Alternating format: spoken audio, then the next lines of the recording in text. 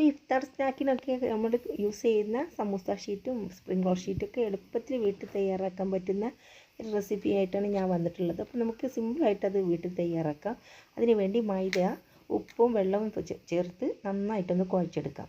സാധാരണ ചപ്പാത്തിക്കൊക്കെ കുഴക്കുന്ന രൂപത്തിൽ കുഴച്ചെടുക്കാം. എന്നിട്ട് അത് ചെറിയ ഉരുളകളായിട്ട്, അതായത് നമ്മളൊരു ചപ്പാത്തിക്ക് വലിപ്പത്തിലുള്ള ഒരു ഉരുളകളായിട്ട് നമുക്കിങ്ങനെ ഉരുട്ടിയെടുക്കാം. ഉപ്പും സാദാ വെള്ളവും ചേർത്തിട്ടാണ് കുഴക്കുന്നത്, അതായത് ഹോട്ട് വാട്ടർ ഒന്നുമല്ല. എന്നിട്ട് ഇതുപോലെ ഉരുളകളാക്കിയിട്ട് ഒന്ന് പൂരിയുടെ വലിപ്പത്തിൽ നമുക്കത് പരത്തിയെടുക്കാം. ഇനി അതിൻ്റെ ഇടയിൽ പുരട്ടാൻ വേണ്ടി കുറച്ച് ഓയിൽ എടുക്കാം.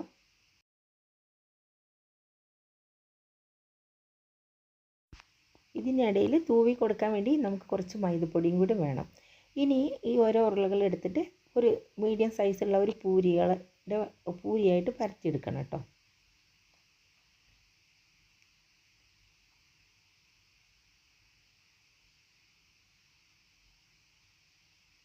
ഇങ്ങനെ നന്നായിട്ട് പരത്തി വെച്ച്, ഇപ്പം ഞാൻ ഏകദേശം എടുത്തിട്ടുള്ളത് ഒരു 1.5 കപ്പ് മൈദയായിരുന്നു. അപ്പോൾ അതിന് എനിക്ക് 5 ബോൾസാണ് കിട്ടിയിട്ടുള്ളത്. അപ്പോൾ 5 പൂരി പരത്തി, എന്നിട്ട് ഇതാ ഓരോ പൂരിയുടെ മുകളിലും എണ്ണ നന്നായിട്ടൊന്ന് ബ്രഷ് ചെയ്ത് കൊടുക്കാം. എന്നിട്ട് അതിൻ്റെ മുകളിൽ നമ്മൾ നേരത്തെ മാറ്റി വെച്ചിട്ടുള്ള കുറച്ച് മൈദപ്പൊടി ഉണ്ടല്ലോ, അത് നന്നായിട്ട് തൂവി കൊടുക്കണം. കണ്ടോ, അതുപോലെ ഇങ്ങനെ ചെയ്യാം.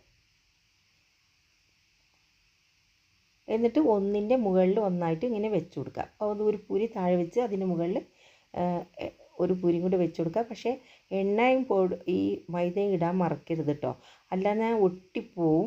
നമുക്കിങ്ങനെ സെപ്പറേറ്റ് ആയിട്ട് കിട്ടാൻ വേണ്ടിയിട്ടാണ് നമ്മളിങ്ങനെ എണ്ണയും മൈദയൊക്കെ തടവി കൊടുക്കുന്നത്.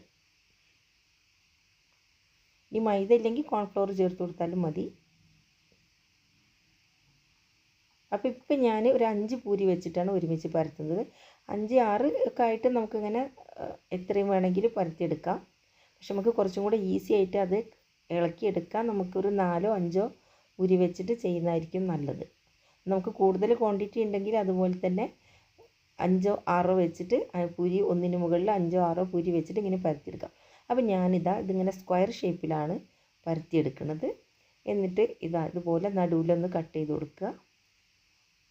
അത് പിന്നെ സമൂസൻ്റെ ഈ അളവിലാണ് കട്ട് ചെയ്തെടുക്കുന്നത്. സ്പ്രിംഗ് റോളിലാണെങ്കിൽ നമുക്ക് അതിൻ്റെ സൈസിൽ കട്ട് ചെയ്താലും മതി കേട്ടോ. അപ്പോൾ രണ്ടിനും ഒരേ രീതിയിൽ തന്നെയാണ് ഈ മാവ് പരത്തുന്നത് എടുക്കുന്നതും കട്ട് ചെയ്യുന്നത് മാത്രം വ്യത്യാസമുള്ളൂ. അപ്പോൾ പിന്നെ ഒരു തവ ചൂടാക്കിയിട്ട് അതിന് മുകളിൽ ഇങ്ങനെ 2 ഭാഗം ഒന്ന് ചെറുതായിട്ട് ചൂടാക്കിയെടുക്കാം. ഇങ്ങനെ ചൂടാക്കിയെടുക്കുന്ന സമയത്താണ് നമുക്ക് ഈ ലെയറായിട്ട് നമുക്ക് ഇളക്കി വേഗം ഇങ്ങനെ കിട്ടുള്ളൂ.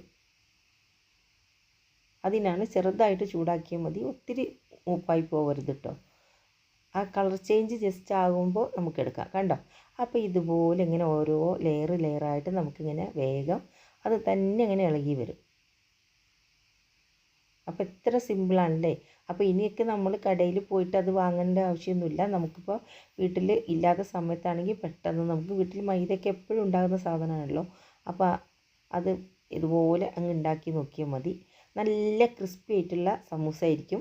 മുമ്പൊക്കെ നമ്മൾ സാധാരണ പൂരി പോലെ പരത്തിയിട്ടൊക്കെ ഉണ്ടാക്കുമ്പോൾ അതത്ര ക്രിസ്പിനെസ് ഉണ്ടാവില്ല. കുറേ സമയം കഴിയുമ്പോൾ അത് തണുത്ത് പോകും. പക്ഷേ ഇങ്ങനെ ചെയ്ത് കഴിഞ്ഞാൽ അത് നല്ല ക്രിസ്പി ആയിട്ട് ഇരിക്കും. അതുപോലെ തിന്നായിട്ടുള്ള ഷീറ്റുമാണ് ഇത്. നിങ്ങൾ ഒരിക്കലെങ്കിലും ഇതൊന്ന് ട്രൈ ചെയ്ത് നോക്കണം. കാരണം കടയിൽ നിന്ന് വാങ്ങുന്നേക്കാളും നല്ല ടേസ്റ്റിയാണ് ഇങ്ങനെ വീട്ടിൽ ചെയ്ത് നോക്കുമ്പോൾ. അപ്പം നമുക്കിതിങ്ങനെ ഉണ്ടാക്കിയിട്ട് നമുക്ക് എത്ര നാൾ വേണമെങ്കിലും സ്റ്റോർ ചെയ്ത് വെക്കാം. നമ്മളിപ്പോൾ കടയിൽ നിന്ന് വാങ്ങുന്നത് നമ്മൾ ഫ്രീസറിൽ വെച്ച് സ്റ്റോർ ചെയ്യുന്നില്ല. അതേപോലെ നല്ല എയർ ടൈറ്റുള്ളൊരു കണ്ടെയ്നറിൽ വെച്ചിട്ടുണ്ടെങ്കിൽ നമുക്ക് ആവശ്യത്തിന് ഇങ്ങനെ എടുത്താൽ മതി.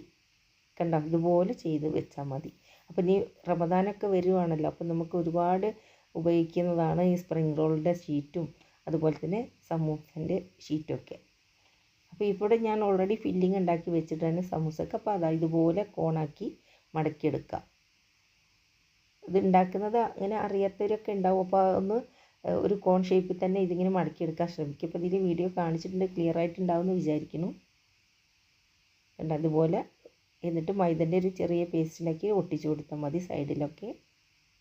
അപ്പോൾ നല്ല കറക്റ്റ് ഷേപ്പിൽ തന്നെ നമുക്കിത് കിട്ടും. അപ്പോൾ നോമ്പിന് മുമ്പ് തന്നെ നമുക്ക് ഇതുപോലെ ഷീറ്റൊക്കെ റെഡിയാക്കി വെച്ചിട്ടുണ്ടെങ്കിൽ നമുക്ക് നല്ല ഈസി ആയിരിക്കും.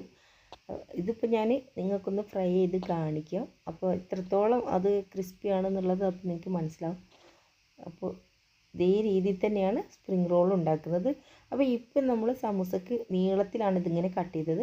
സ്പ്രിംഗ് റോളാകുമ്പോൾ ഇപ്പം ഞാൻ പരത്തിയ രൂപത്തിൽ പരത്തിയിട്ട് അത് 4ആയിട്ട് കട്ട് ചെയ്തിട്ടുണ്ടെങ്കിൽ നമുക്ക് ആ സ്പ്രിംഗ് റോളിൻ്റെ അതായത് സെൻറ്ററിലൂടെ കട്ട് ചെയ്ത് ക്രോസ് ആയിട്ട് ഇങ്ങനെ കട്ട് ചെയ്ത് സ്ക്വയർ പീസാക്കി കട്ട് ചെയ്ത് കഴിഞ്ഞാൽ നമുക്ക് സ്പ്രിംഗ് റോളിന് യൂസ് ചെയ്യാം.